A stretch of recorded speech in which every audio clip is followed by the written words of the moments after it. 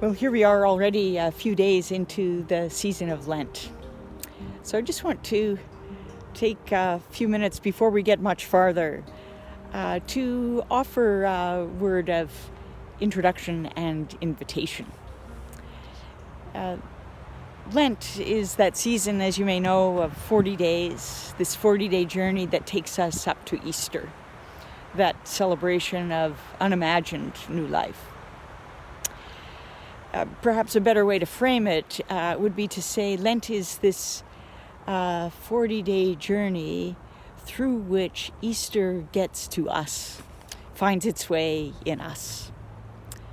And so the invitation really is this, to allow this season to be a thing, to enter into this season with a heightened degree of intention. That it may not just simply be another 6 weeks in the course of the year, nothing in particular, but actually an opportunity for growing in faith, growing in hope, growing in love, which is really about growing in our capacity to be fully alive in the world.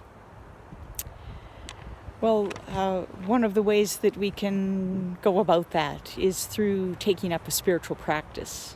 Lent is often known as that season in which people get serious about a spiritual practice. These practices are really avenues, kind of way makings that help to create in us a posture, an openness, an attentiveness to the transforming power of the Spirit. You'll find on our website a sampling of practices with a guide there to each of those.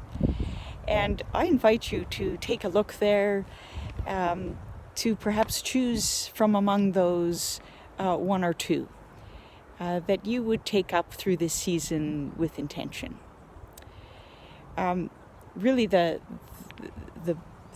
point is that we would find through the days of the season a way to establish a rhythm, a pattern through the days in which we make time to practice these practices.